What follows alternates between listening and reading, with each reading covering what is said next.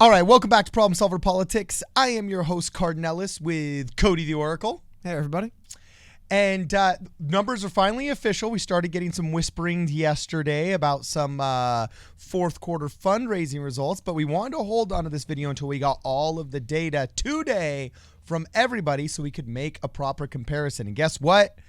It's all in. The data is here, and Andrew Yang has posted an incredible performance. It actually does kind of look like an exponential up curve, while some of our friends in the DNC have not had such a robust quarter, shall we say, in terms of sheer volume or percentages, depending on how you look at the data. Well, and the data is a little bit messy, so Cody's going to tell us what's going on. The big thing was, like you said, yesterday when we were recording, there was two big names that had not released their fundraising totals that I was waiting on. I was most curious, honestly. I knew Andrew Yang was going to raise between, 13 and 20, 16 and a half, spoilers, what he raised. But this is what stuck out to me. So this is a chart put together by, I think it's Yahoo Finance, but basically it's just showing you fundraising numbers for quarter 3 and quarter 4 for most of the major Democrats, as well as the percentage change. Yeah. And you'll notice something that jumps out immediately. Only one candidate actually, of the major front-running candidates. I'm sure Julian Castro, Marianne Williamson, some other candidates that are just kind of on the way out might have shown. Yeah. But as far as people that we can expect to be in the debate stage, or in the cases of like Andrew Yang and Tulsi Gabbard, or candidates that had previously been on debate stages, I'll call Yahoo here for omitting a few people that they probably could have put on this. Anyway, Elizabeth Warren is the only candidate who actually made less money in her fourth quarter than her third, which was when Elizabeth Warren was really waiting on releasing her fundraising figures. I'm like, oh, this is bad. Pete Buttigieg ran out there to tell everyone he raised $24 million. Bernie Sanders, early in the morning, said, I raised 35. And like I said, it wasn't until later in the day we found out what Amy Klobuchar and Elizabeth Warren had made. But again, I said I wanted to wait on Amy Klobuchar. Second thing that jumps off the page at me, normally Andrew Yang, I just kind of, we're going to do a fundraising video, and it'll be about how Andrew Yang has raised more, has a larger percentage increase from quarter. Yeah. But no, he doesn't. It's actually Amy Klobuchar who has the largest, and that was the reason why. And what's weird is Joe Biden is nipping at his heels. The second one behind him is actually Sleepy Joe. Part of the reason why I think was because you'll notice quarter 3, Joe got kind of hammered. I mean, he barely made as much money. No offense, but he was closer to Andrew Yang than he was Pete Buttigieg. Actually, a little bit off. But you see my point. He had a pretty bad quarter 3. It's one of the reasons why lackluster. I guess, it wasn't. He raised, I guess it's hard to say $15 million in 3 months, as people pointed out. A quarter is 3 months, not 4. It's pretty rough. But the thing that kind of I thought was interesting about that as well with Andrew Yang and Amy Klobuchar is you have to look at the relative thing. It's hard to have 100% increase when you're raising $10 million. It's easier when you're raising 4. You know what I mean? It's just the less money you raise in the previous quarter, the easier it is to have a larger gain the next quarter. It's one of the reasons why Andrew Yang has continually be one of the highest, because he raised, I think I'll show you an Axios report, $2.7 million, I want to say. Let me see, actually, I'll have it right here. I feel bad for not remembering. It was $2.8 million. Yeah. He raised $2.8 million in the first quarter. And then we flash forward to today, and you look at him, and he's raised 16.5. So if you look at the graphic, at a certain point, if it kept going at that rate, he'd now be raising $187 million a quarter. At a certain point, it's got to slow.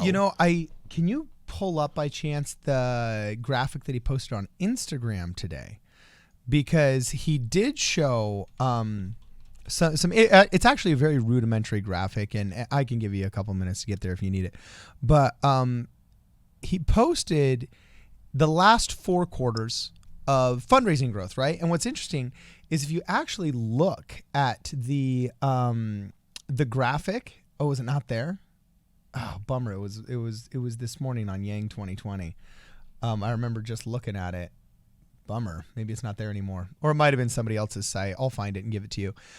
It actually looks and has, for those of us that remember our basic geometry and our basic trigonometry and algebra and so on and so forth, the looks of an exponential graph, which is what you want to look for, because it shows that not only is he getting money from new people, which would be linear growth, okay, but he's also getting money from old people. So he's making new friends and keeping the old. Well, but that was something else about this graph. Along those lines, you'll notice another big takeaway I had from these are the major candidates. I guess perhaps some of them. I mean, just again, no offense to the candidates who aren't on this list, but they weren't raising that much money where I think it would skew it. You'll notice while Elizabeth Warren had a I mean, I would say when you're trying to gain momentum, any hit's devastating, but pretty modest number-wise. Yeah. The thing that's interesting about this is almost everyone raised more money. Like, it's just more money was given to candidates, it seems, in quarter 4 than quarter 3.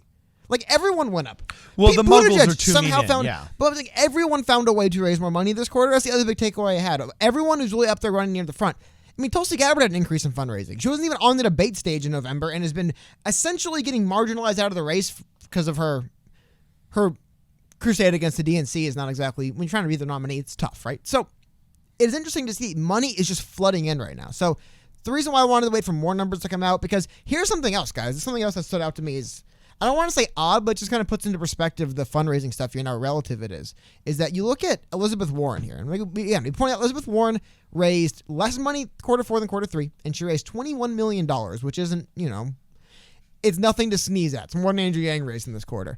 But one of the most triumphant things for Andrew Yang in the fundraising. Triumphant? Well, one of the biggest things they came up with was, I believe it was during, I want to see if I can get the actual numbers of it. But during the last kind of push right there till the end of quarter 4, he raised roughly, I want to say, $1.3 million. Here we go. So $1.3 million on the last day of the year. So Yang's campaign said that New Year's Eve ended up being his best fundraising day of the year, raking in more than $1.3 million. Wow. Which is great. I mean, it helped him get to that total of 16.5. What stood out to me is interesting about that is I was looking at an article about Elizabeth Warren and the money she raised for the campaign. Oh, it's brutal. But you know what's crazy? And this is why I say it's so important to look at the relativity of this stuff. Elizabeth Warren raised more money in the last day of the year than Andrew Yang did. She raised $1.5 million in the last day of the year alone. Their best fundraising day to date. So it's one of the things always tough. Like Andrew Yang made $1.3 million in New Year's, but he wasn't the only candidate saying, "Hey, let's make a push for New Year's here." Now, I would also say though that that's nowhere near the difference in fundraising numbers. Like Elizabeth Warren barely edged out Andrew Yang on her best day, and she's been raising more money quarter by quarter by quarter. So there's just perspective here, but I just think it's interesting. With a floundering Warren campaign, it's like maybe Andrew Yang and her will kind of, hit that point. But that stood out to me as odd because I was looking for an article to slam Elizabeth Warren for bad she was at fundraising, and then I was like, oh. I mean, I guess she's been making more than Yang, and making less one quarter to the other is like really bad, but these candidates still are raking in a lot of money. And then there's one more person I want to talk about, which would be Amy Klobuchar. Because it's clobbering time. I did not see Amy Klobuchar. I take that back. I definitely saw her making more money, but I didn't think she was going to actually take off like this. I mean, that's pretty good. She did $11.4 million, which is, if you notice, that's more than what Andrew Yang was at last quarter. Mm-hmm. Also, though, she is greatly benefited by the weird debate polling shenanigans, which seem to uniquely benefit her and no one else. The weirdest thing, like it's like the way they structure this, it really helped Amy, And it seems like the establishment is really trying to push for her. Weirdly, right? Yeah. They're definitely kind of like. I think if they're honest with themselves, the DNC knows they do best when they convince America, who's generally center right. When you study all Americans, we shift barely right of center in the vast majority of values that we have.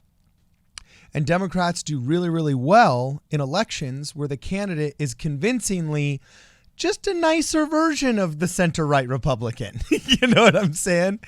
And they don't do well in elections when they come across as radical or extreme, okay? And I think the DNC, there's enough people in the DNC that understand that and remember that they're thinking, oh no, what do we do? Who's somebody that we can push as a centrist? I think that was originally the hope with Joe Biden. And Joe Biden or Pete Buttigieg, or way back it was way back that was Hillary Clinton. Yeah, there's always some weird establishment bozo they try to push as the centrist, right? And so it definitely seems like they've given up on pushing Joe as that centrist. And he's kind of just like for those of us that have seen Frozen 2, he's just like this big lumbering rock monster that just kind of just keeps going, and you can't really stop him, but you can't speed him up, and we're just going to see where this goes with him, right? And so there was a very strange emphasis on Amy Klobuchar that started about, I'd say, 3 to 4 weeks ago. It really seemed that the powers that be behind the scenes, for no good inciting incident, just started really trying to push her, okay? Who knows? Maybe she just hired a better PR person that behind the scenes is doing a good job. Or maybe the DNC's just thinking, holy crap, there's no way we can win this thing with anybody that we have because none of them come across as rational. And they went down ballot, and Amy Klobuchar was the first establishment person that they could find that they thought might have a chance of appealing as a centrist to the general public. Yeah. That's my theory. Okay. I don't know. I know you don't like theories. Well, but that's my theory. I really don't. But this is I just put up the search terms for Amy Klobuchar over time. It doesn't mean a whole lot. It's 90 days. But I do think it's funny, unfortunately, for Amy Klobuchar.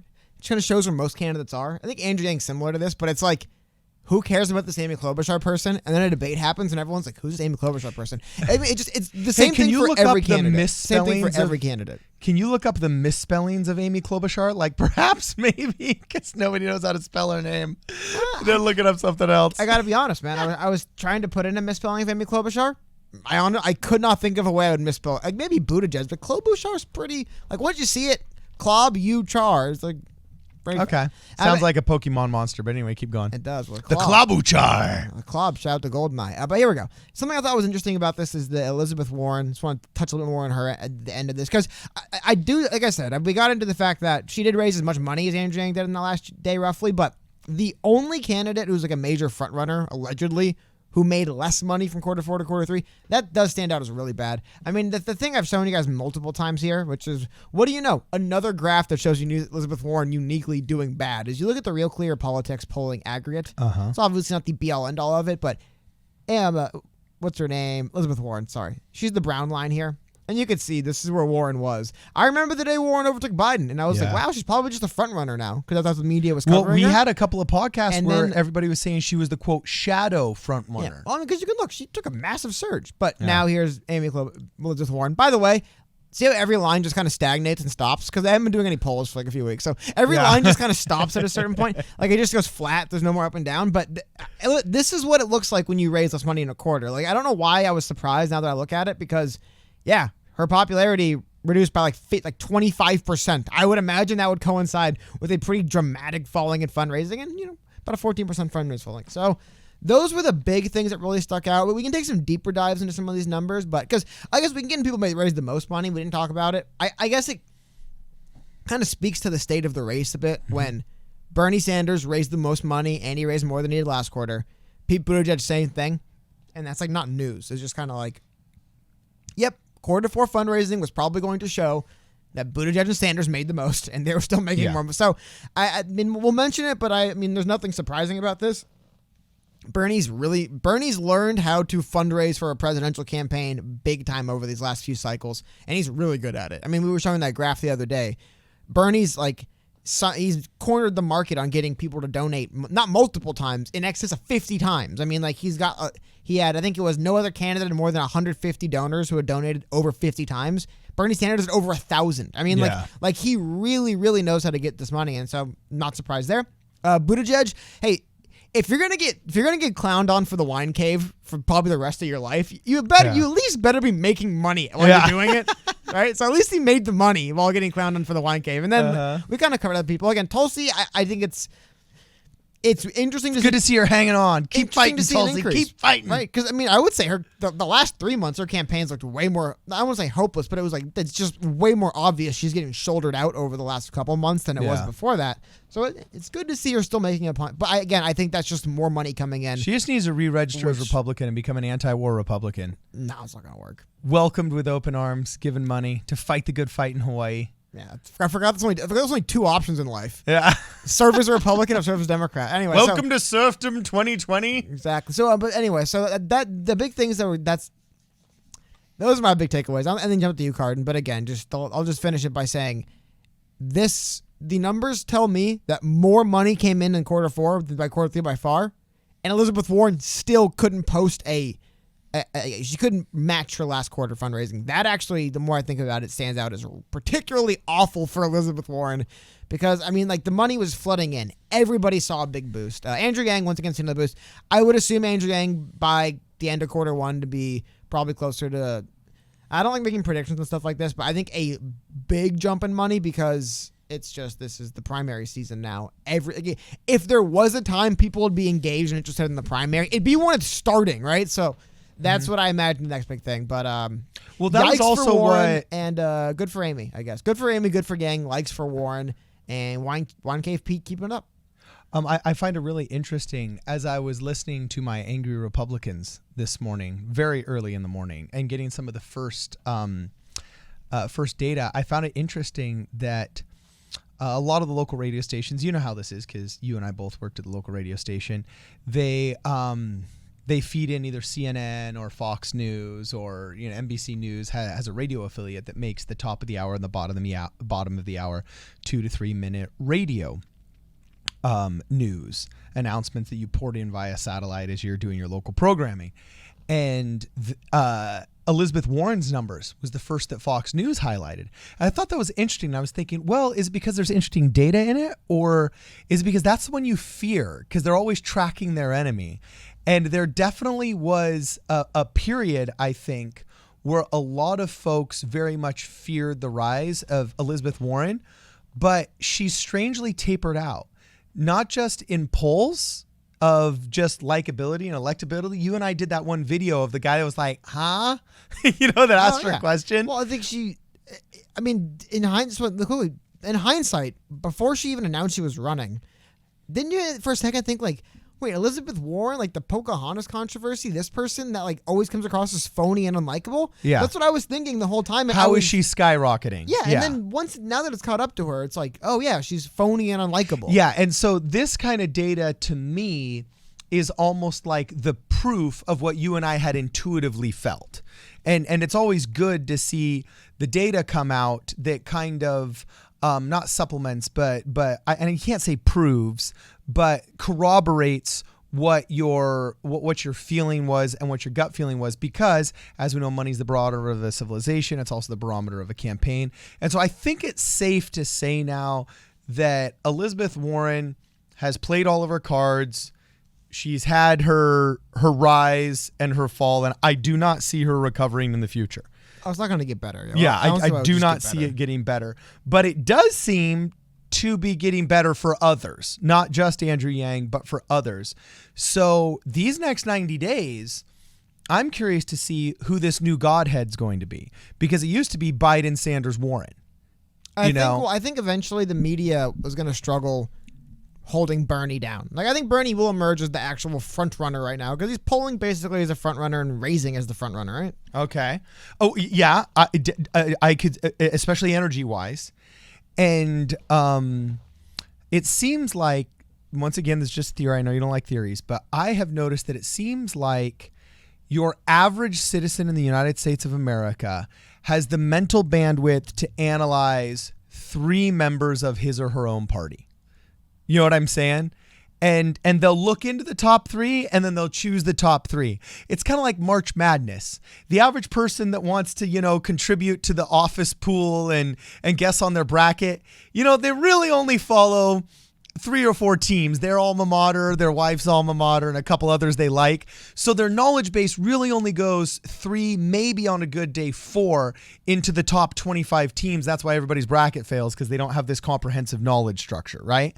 So I think this is actually good for Andrew Yang in the sense that Elizabeth Warren is crashing and burning so quickly, or showing the signs of an early crash and burn, because that means now there's room in this top 3, so the average people that give these donations can actually start paying more attention to them. Does that make sense? A little bit. I mean, I think what this shows more than anything is Elizabeth Warren did just try to be the phony, disingenuous Bernie Sanders. And for a while there, it was working. And then people found out, because think about it. Do you know what's sunk Elizabeth Warren? I don't want to get into a whole Warren talk. What's sunk Warren is the confusion around her Medicare for All, which, by the way, applies to a bunch of candidates. It sunk her, and the implementation of her wealth tax and taxing the billionaires, which is, by the way, something Bernie Sanders talks about all the time. So it's not necessarily her message. It was the fact that people didn't believe her when she said it. People believe Bernie when he says it. Agree or disagree? They believe Bernie they didn't believe her when she said it, so no one's following her. Like, why would you follow? Why would anyone follow Elizabeth Warren? Yeah. Who's like get in front of Warren in lead? Like, that is not the kind of person she is. She won't stand up to anything she says. Like, I mean, it was like a joke in an earlier part of the cycle. Videos of reporters going, Will your Medicare for All plan raise middle-class taxes? And just watching Warren melt down and refuse to answer the question. And on the debate stage, Bernie Sanders says, yes, your taxes will go up, but I think ultimately my plan works. Still, like... It's communism. Come on. You read the books. No, but I think it's just that was the problem with Warren, and eventually it caught up with her. Is people knew she wasn't super serious about what she was talking about, and eventually it got to the point where it was like, why support Warren over Sanders? They talk about a lot of these same ideas, but Sanders seems to actually mean it. Like, why would you pick Warren over him? I know they're not the same, but like they have a lot of similar, I guess they have a lot of things like spirits behind their platforms. But you know what I mean? Like they both were similar on like a wealth tax. They both proposed similar wealth taxes. They both have Medicare for All plans that were a little bit similar. It was just Warren was the establishment phony shill version, and Bernie was the Bernie was the quasi-establishment shill version because he still has that 2016 knee bending. I don't know. I got too long into my Warren thing, but I think it's what we're finally seeing though is it catching up to her.